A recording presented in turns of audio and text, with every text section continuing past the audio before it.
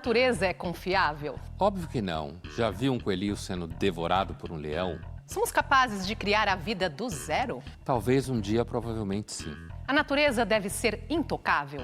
Se ela fosse intocável, a gente estava na Idade da Pedra até hoje. O quanto o ser humano pode intervir na natureza? A gente não tem a mínima ideia.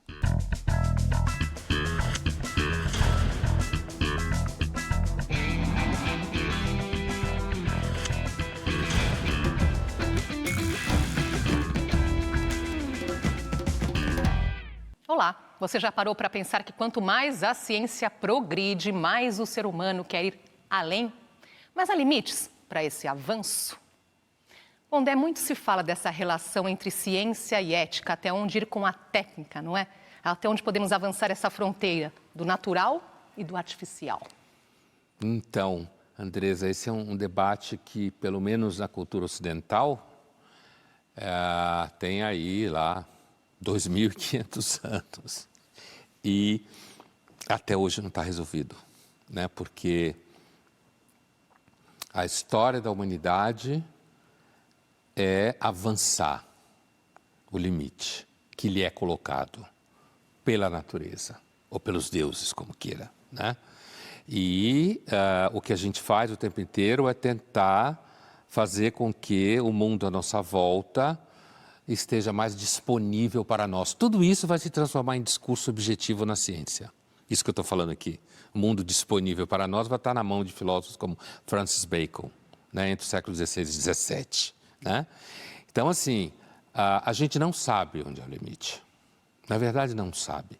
E a ciência, como grande encarnação da técnica, né, nos últimos séculos, ela vai cada vez mais avançando e vai gerando problemas para a ética. E, na verdade, a ética se transforma numa antessala da decisão jurídica, do que vai virar lei, do que vai ser proibido, do que vai ser permitido. Mas, ao mesmo tempo, a lei é maleável. Hoje é lei, amanhã não é mais, né? Então, a gente não sabe onde está o limite. Se alguém disser que está, que sabe, ou é mentiroso, ou nunca leu nada sobre isso. O mito de Prometeu ilustra os limites entre o avanço da tecnologia e o respeito ao que é natural. Prometeu rouba o fogo dos deuses e dá aos homens. E, nesse momento, o homem coloca a natureza a seu serviço, para o bem e para o mal. Já que o fogo pode aquecer, cozinhar alimentos, fazer ferramentas, armas, o fogo de Prometeu dá ao homem o poder de manipular as forças da natureza a seu favor, é isso? É isso aí, quer dizer, por isso que eu falava tem 2.500 anos, justamente por conta desse mito grego do Prometeu, que mostra que os gregos já sabiam disso, já tinham consciência do problema do limite da técnica, porque o fogo é a técnica. O fogo, até a gente aprender a fazer o fogo, né? Que se imagina que tenha sido em algum momento da pré-história, é óbvio, não da história, muito antes da história.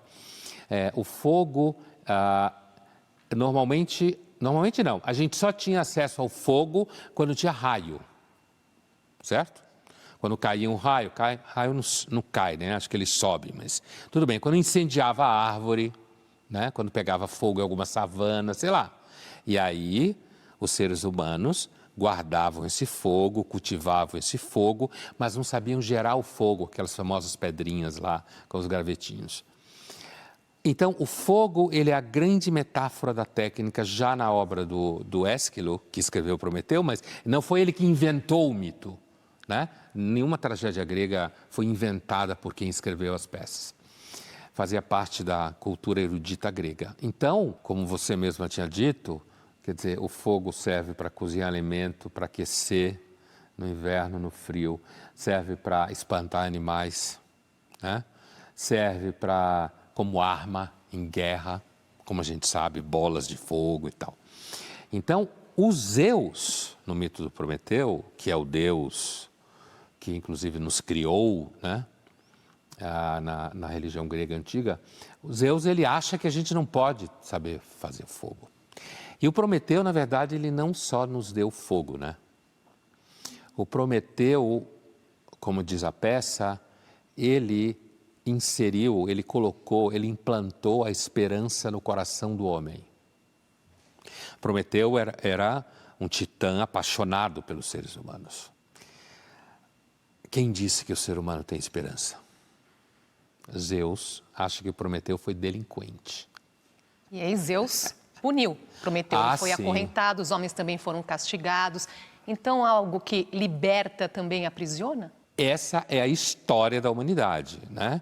Aliás, como fala o psiquiatra, psicanalista, psicólogo analítico, ele não ia gostar de ser chamado de psicanalista, Jung, o suíço, a humanidade não consegue lidar com a própria humanidade. Isso é claro nessas questões, em outras também, mas nessa. Quer dizer, a gente avança, a gente fica dependente, não consegue escapar, vicia, transforma o mundo a partir desses avanços técnicos que a gente está falando. Então, no caso do Prometeu, quer dizer, ele foi castigado com a ave comendo seu fígado, como a gente sabe, sendo ele eterno, então a ave ia ficar comendo o fígado dele para sempre, né? Regenera, come de novo. Então, mas em relação aos seres humanos, sem dúvida nenhuma, a técnica liberta, mas às vezes nos deixa presos, tanto tem gente que é contra. Vamos trazer aqui duas telas para ilustrar a nossa conversa. As duas são do pintor francês Gustave Moreau.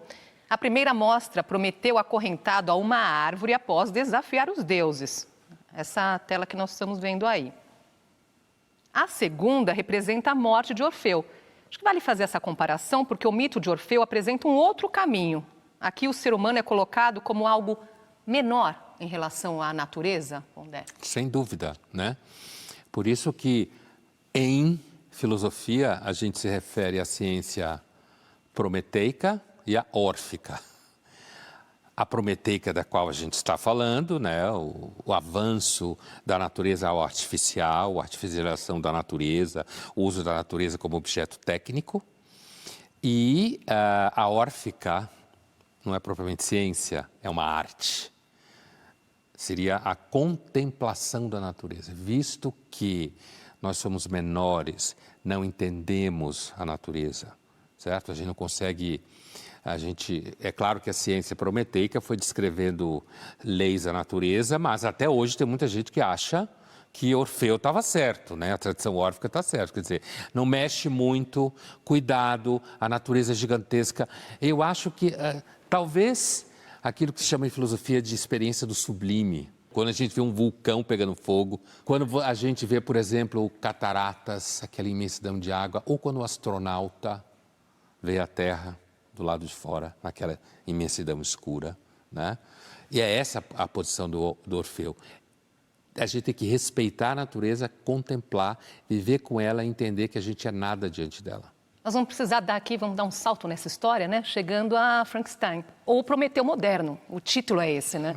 Por que a Mary Shelley deu esse título para a obra? Frankenstein ou Prometeu moderno? Porque, primeiro, a Mary Shelley, apesar de que isso parece uma história engraçada, é uma história real, a Mary Shelley tinha muita clareza do que ela estava fazendo e do título do livro que ela estava escrevendo.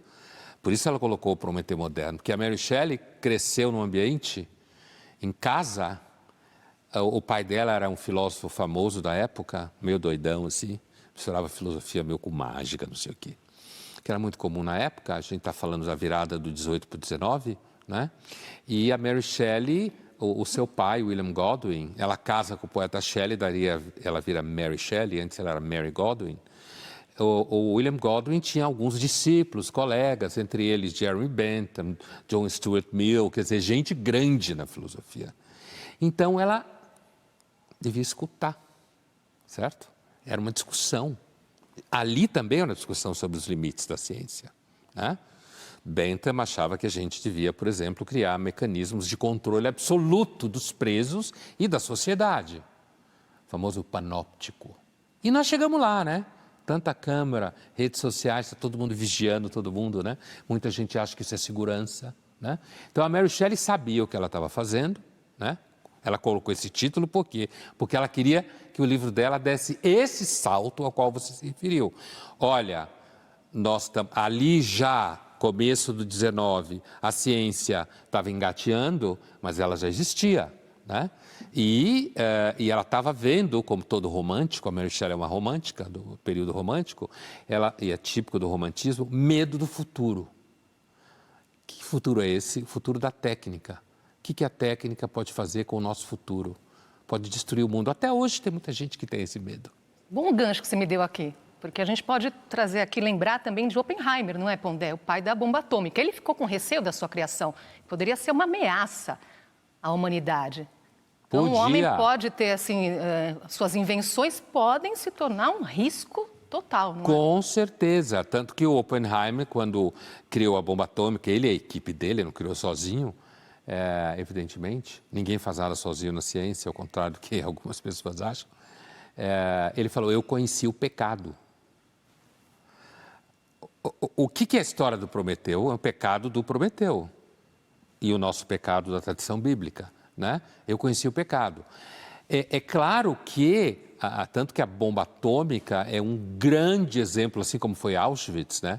De você usar a ciência, a técnica e a gestão de pessoal para fazer violência. Eu não vou entrar no contexto da época da guerra, que aí é uma outra discussão, por que a bomba atômica, se foi certo, se não foi, a relação com a União Soviética, isso é outra história. Mas o fato é que um dos caras que trabalhava com o Oppenheimer, Edward Teller, que era um húngaro, né, um judeu húngaro, fugido para os Estados Unidos, que criou a bomba H de hidrogênio, que é muito pior. A tese do Edward Teller contra o medo do Oppenheimer era que se as grandes potências tiverem armas suficientes para destruir o mundo, não haverá guerra entre elas. Até agora ele teve razão. Porque senão destrói o mundo todo. Os avanços tecnológicos sempre colocarão o homem num impasse. Quanto mais agressivo eles são, a gente usa a expressão agressivo em filosofia para se referir à capacidade de impacto que o avanço tecnológico tem na sociedade e na natureza, né? Então a gente chama de agressividade técnica. Quanto mais agressivo é o avanço tecnológico, mais ele pode nos colocar em impasse. E a gente não precisa ir à bomba atômica, claro que é um bom exemplo, ou qualquer tipo de manipulação genética, como queira, ou a história da Mary Shelley, né, que o Dr. Frankenstein cria um ser humano, de certa forma, a partir de um corpo morto. As redes sociais, por exemplo, é um avanço tecnológico, entre aspas, banal, que todo mundo usa, que está aí espalhado, e, no entanto, pode nos colocar no impasse diante do funcionamento da democracia. E no próximo bloco, os avanços das técnicas de reprodução humana. Não saia daí.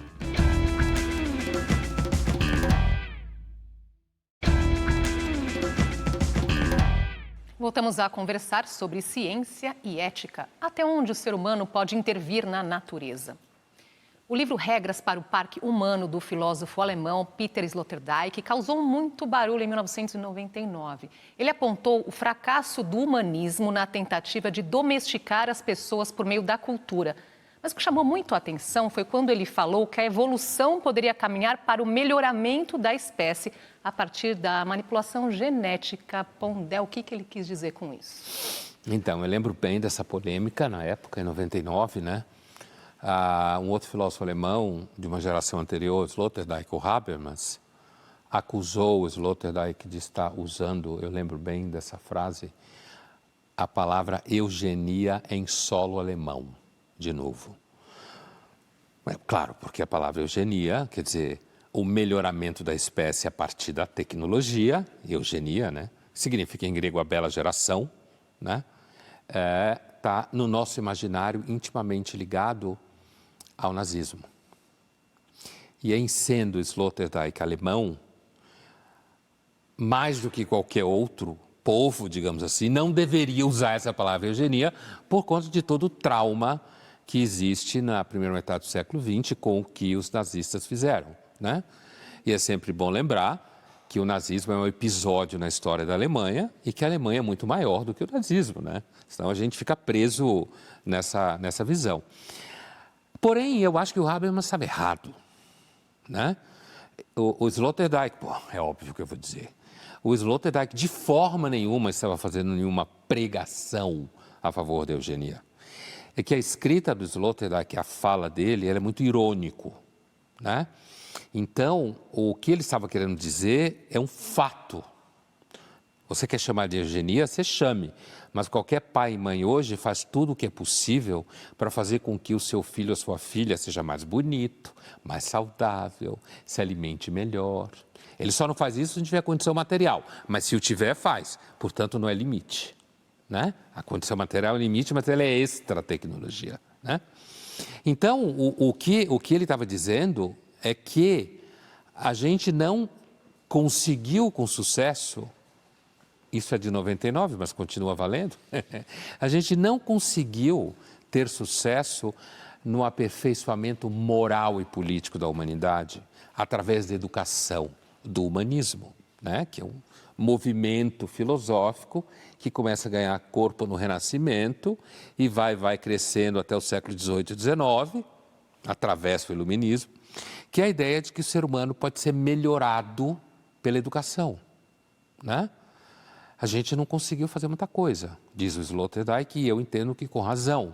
Tanto que na época eu fui um dos que defendeu ele, né, no debate público. Agora, a tecnologia, a gente está avançando a passos largos.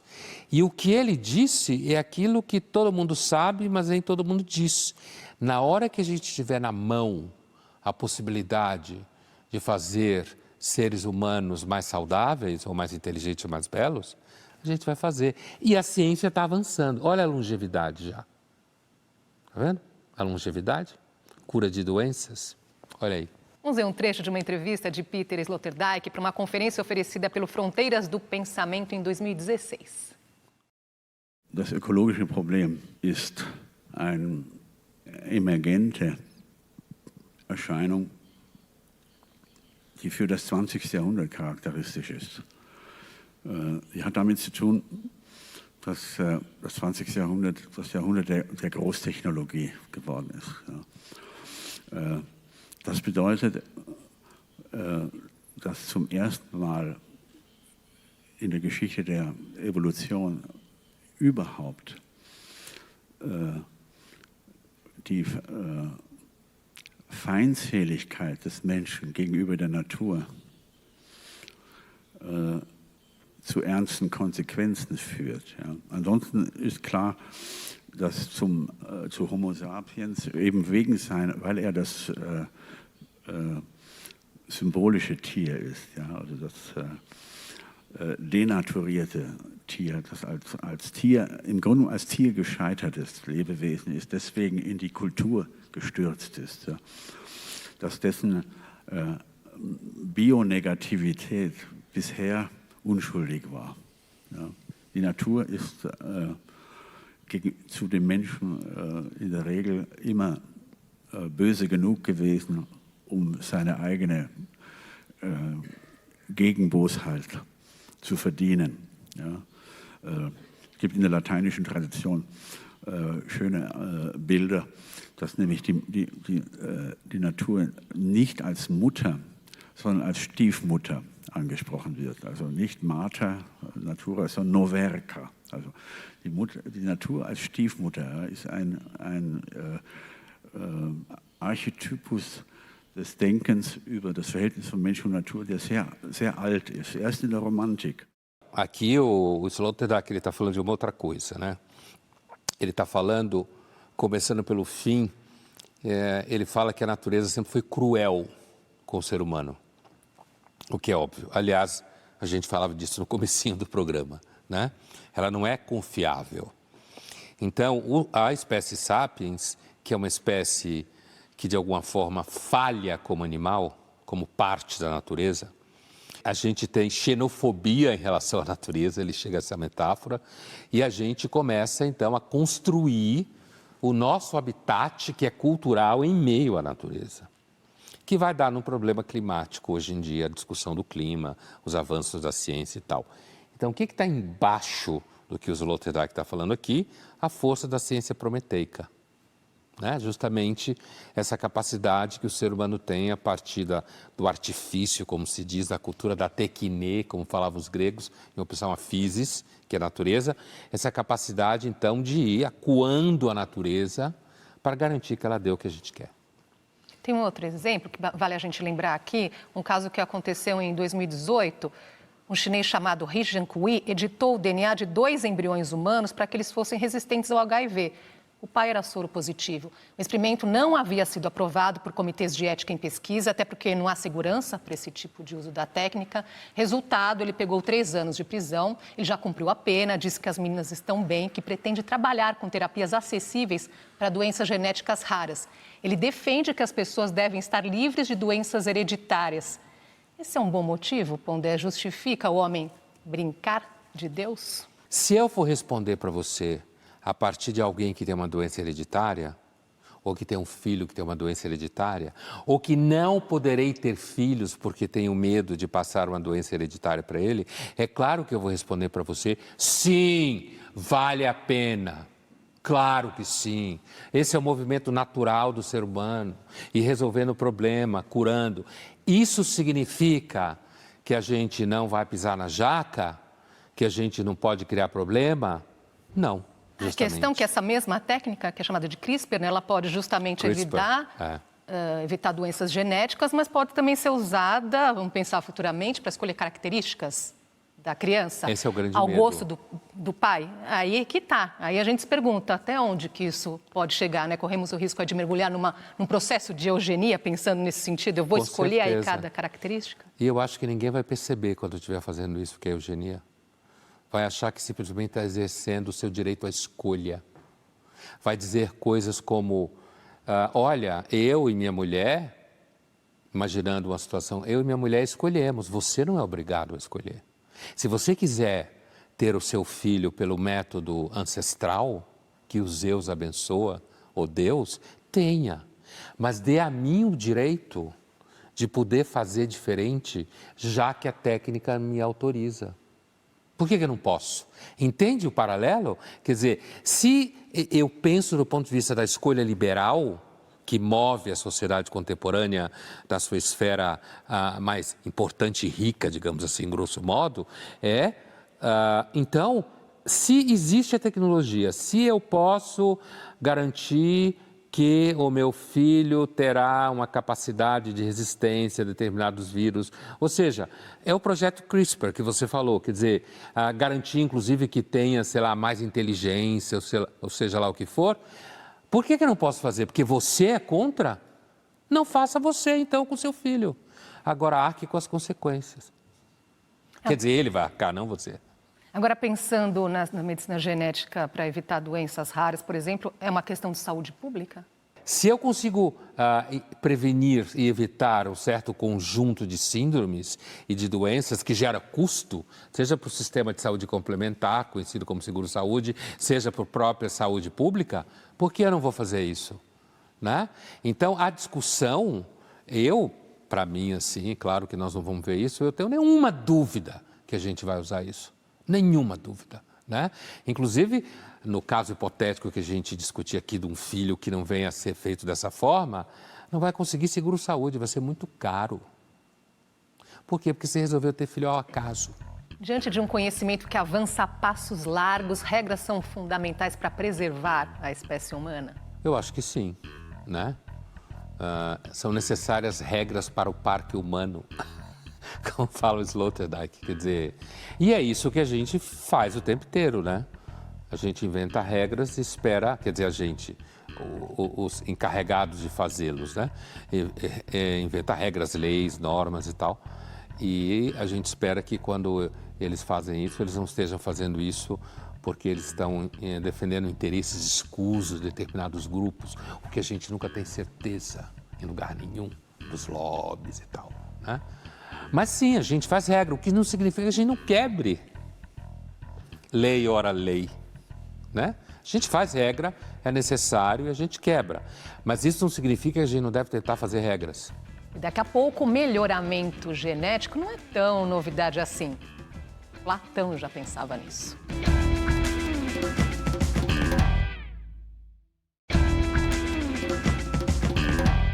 Voltamos a conversar sobre até onde pode ir a técnica sem passar por cima da ética. Vamos ver o depoimento do doutor em genética, Michel Naslavski. Ele fala sobre o limite da ciência quando se trata de modificações genéticas.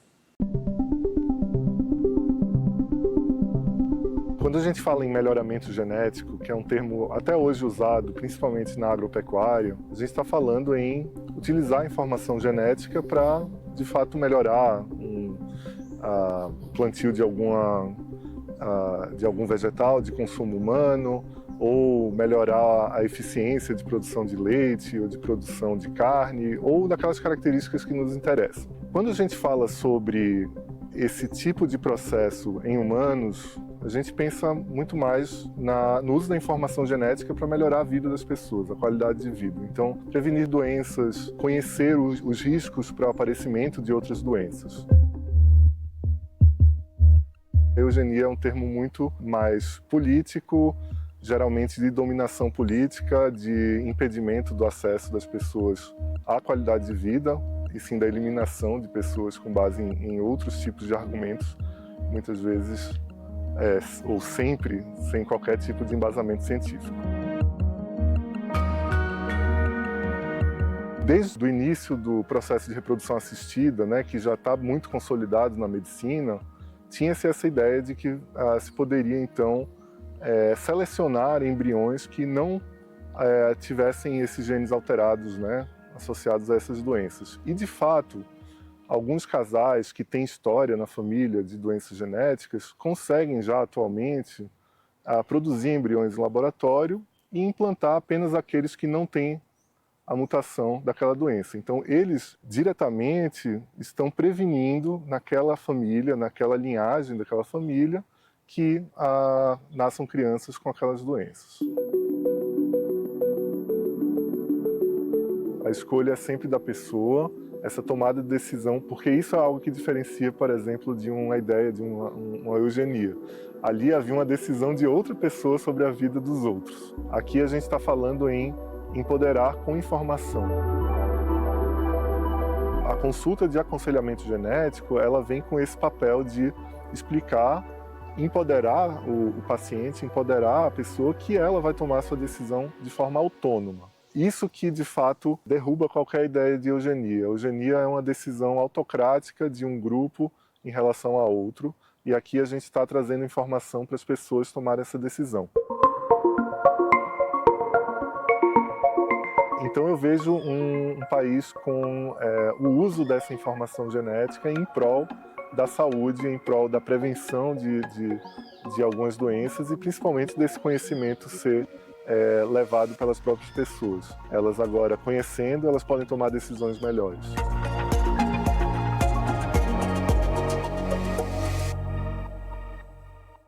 Achei interessante quando ele começa falando que eugenia é um termo político. Tem toda a razão, né? Historicamente, claramente é um termo político.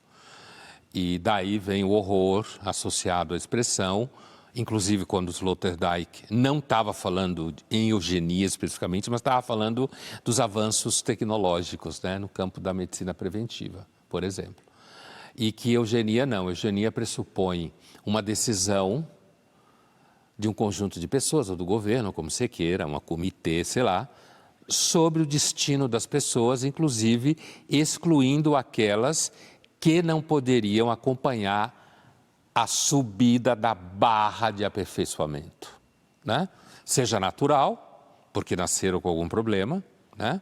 Ou porque a gente já teria tecnologia suficiente para subir essa barra do que é considerado normal, certo? Porque o normal mexe, né? À medida que você vai mudando as condições, ele pode subir, né? O que se considera normal, o suficiente para se falar que tem saúde aquela criança, aquele bebê. Está certíssimo, né? Agora, a ideia, ele toca na ideia da escolha liberal que eu falava antes, né? De que isso é uma coisa que a escolha é dada aos pais. É evidente que é uma escolha dada aos pais sobre um terceiro, que é a criança, né? Mas, sem dúvida nenhuma, não é o Estado que está decidindo, né? Agora, é óbvio que, do ponto de vista estrito da ideia de melhoria das condições de saúde da população, de parte da população, você tem aí uma espécie de eugenia não política, meramente técnica. Inclusive, se a gente pensar, por exemplo, o custo desse processo, seja um processo como esse, o custo desse processo, em países, por exemplo, como o Brasil, que não está disponível para todo mundo, né? Vai excluir uma grande parte da população, certo? Que, aliás, faz parte do debate todo sobre esse assunto. Vai excluir uma grande parte da população. Por quê? Porque grande parte da população, até chegar ao SUS, grosso modo, vai demorar muito, né? O que é importante, e eu acho que o discurso das pessoas que trabalham com isso, eles sempre ficam um pouco na defensiva, porque essa acusação de eugenia toda hora aparece, o discurso dessas pessoas que trabalham com esse assunto, falando que é escolha, que é empoderamento e tal, o que é verdade, mas é antes de tudo para se defender da acusação de eugenia. É óbvio que o que eles estão fazendo é importante e é óbvio que a gente vai investir nisso. Agora, essa história de melhoria genética da humanidade não é novidade, né? Essa discussão já aparece lá em A República de Platão. Ele falava em aperfeiçoamento humano pelos processos seletivos. Claro que não existia a técnica de DNA, que nós estamos aqui falando, né? Então, o que ele defendia, Pondé? Na verdade, a ideia, aliás, o Sloterdijk, na sua argumentação, que a gente passou por ela aqui, ele, inclusive, parte do Platão, né? Quer dizer, porque o Platão, ele pensava numa sociedade perfeita, a sua famosa república lá, né? Pai das utopias políticas, como a gente diz. E você tinha dois caminhos para você melhorar essa sociedade. Você tinha um caminho que era através da educação, conhecido, né? O desenvolvimento da formação dos jovens, né? Os jovens, na cabeça do Platão, deveriam fazer ginástica, como se falava algum tempo atrás, porque os gregos eram absolutamente obcecados pelas competições atléticas. Não é à toa que eles inventaram as Olimpíadas, ser igual a quem vive no Olimpo, que são deuses, né? Os gregos eram, alguns dizem que os gregos antigos chegavam a ser sociopatas em relação à competição, né? Então, ginástica, música, matemática, filosofia, né? Educação básica, que isso então iria formar as pessoas.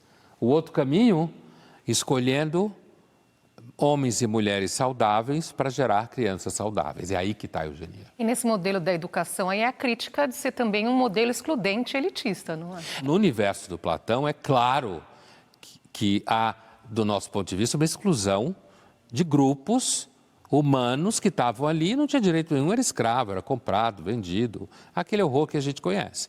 Agora, se a gente transporta para hoje, esse é um debate contínuo em relação ao melhoramento biotecnológico da espécie. O custo da operação e quem consegue pagar. Porque o formato que a gente deve pensar disso, a não ser que, desde o começo, o Estado financie esse tipo de coisa para todo mundo, porque isso custa caro, né? Todo avanço científico custa caro e médico.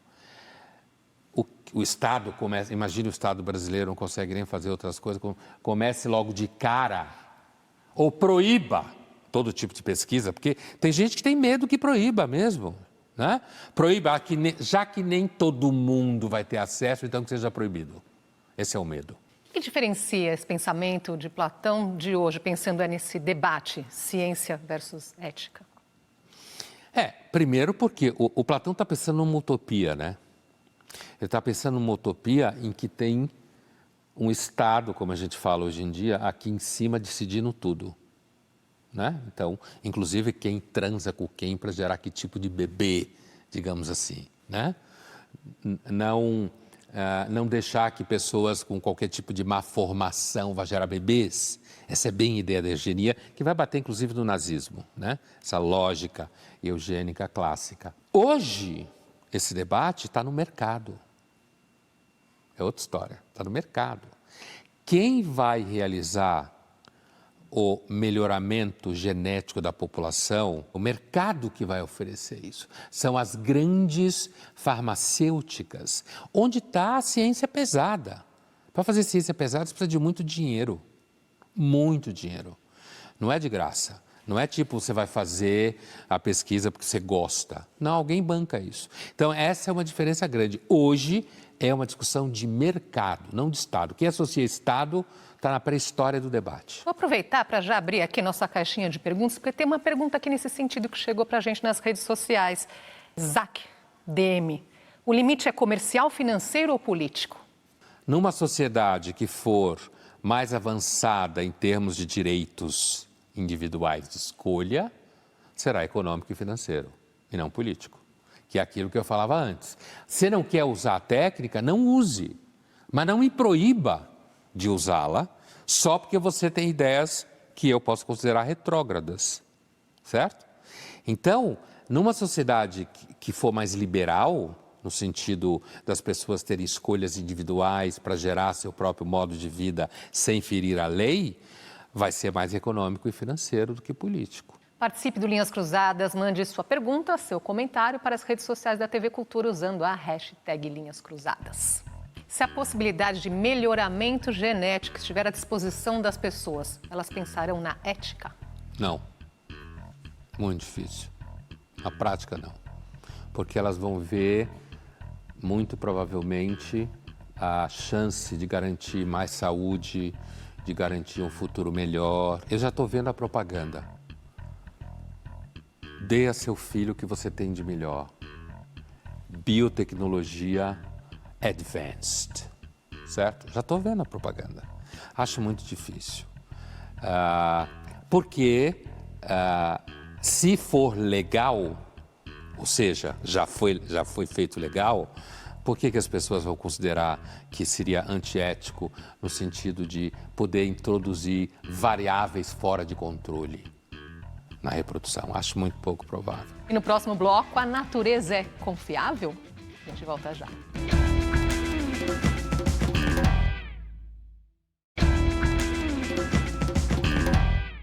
Voltamos a conversar sobre até onde os seres humanos podem ou devem intervir na natureza. E você? Confia na natureza? Vamos ver as respostas das ruas.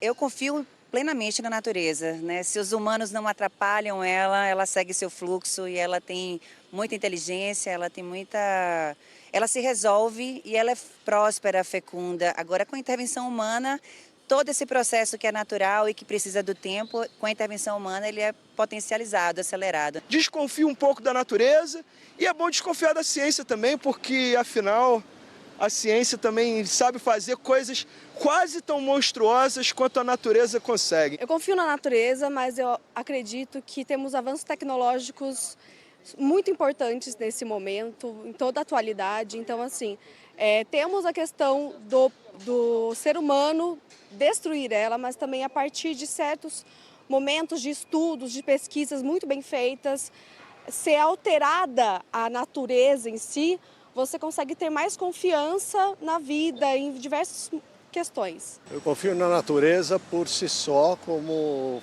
geradora da evolução humana que tivemos. Mas na natureza genética, eu acredito que a interferência humana pode ajudar em doenças autoimunes, incapacitantes, mas tão somente nisso, porque senão a gente vai começar a ter uma fábrica de mutantes ou qualquer coisa que sirva a interesses escusos. Se eu confio na natureza? Claro que sim. A natureza, ela responde o que a gente faz.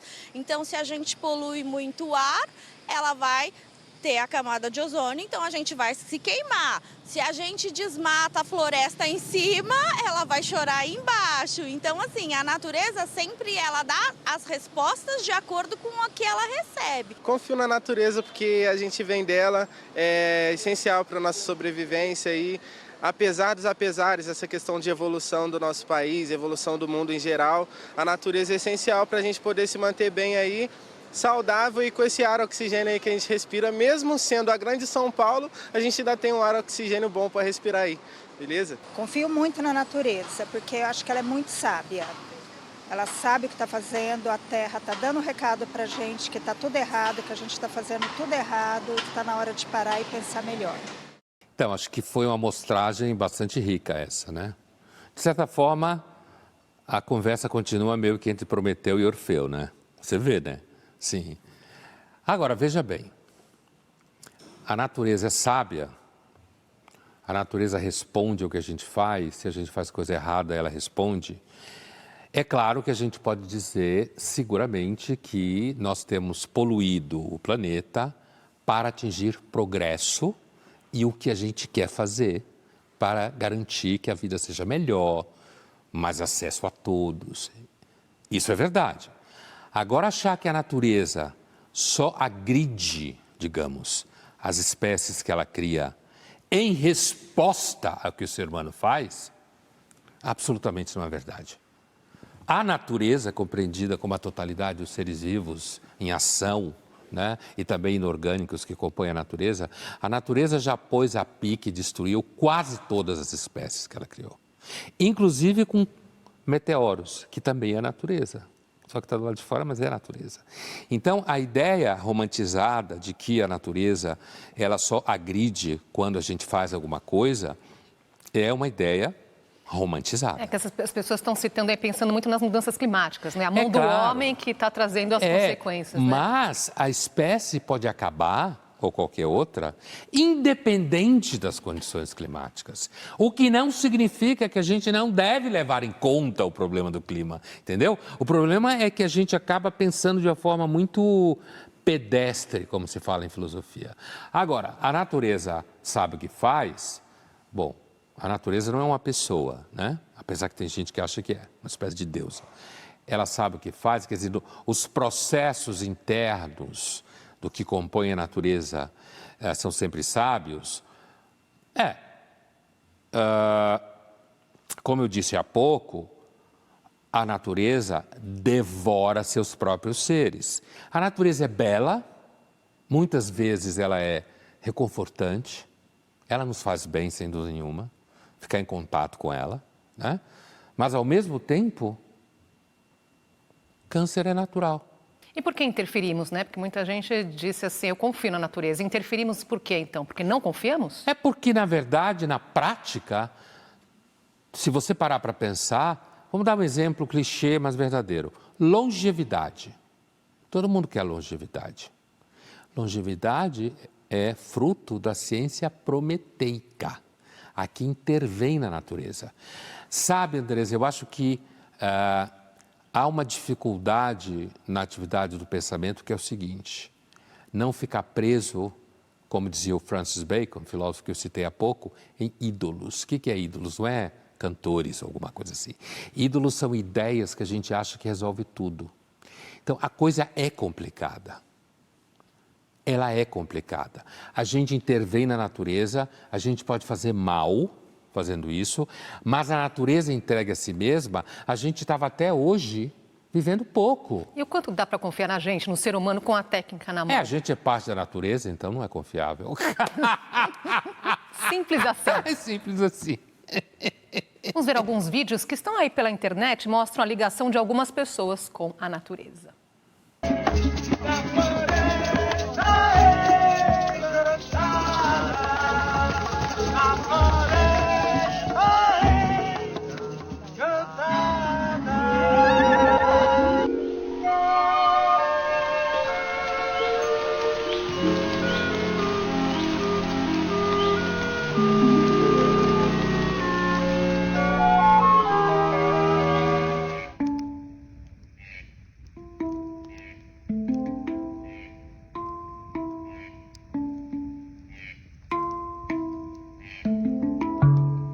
Hoje eu conheci um limoeiro. Que cheiroso. Eu cheguei e o seu cheiro já foi logo se apresentando. Ele nem precisou me dizer seu nome. Era um limoeiro. Que prazer te conhecer. Salve a sua sabedoria. É óbvio que há muito tempo, inclusive na filosofia antiga, que a gente falava antes, há um olhar sobre a natureza reconhecendo que a natureza nos ensina. Na realidade, uma das ideias clássicas de respeito à natureza, entendimento da natureza, é de que a natureza nos ensina que tudo está morrendo, certo? Tudo passa. tudo é efêmero. Ela permanece como conjunto, mas os elementos dentro dela passam. Eu lembro de uma campanha de publicidade islandesa, que tem uma natureza bastante simpática, com todos os vulcões e o clima. Respeite a natureza, mas não espere que ela respeite você de volta. Né? A campanha de uma marca. Né?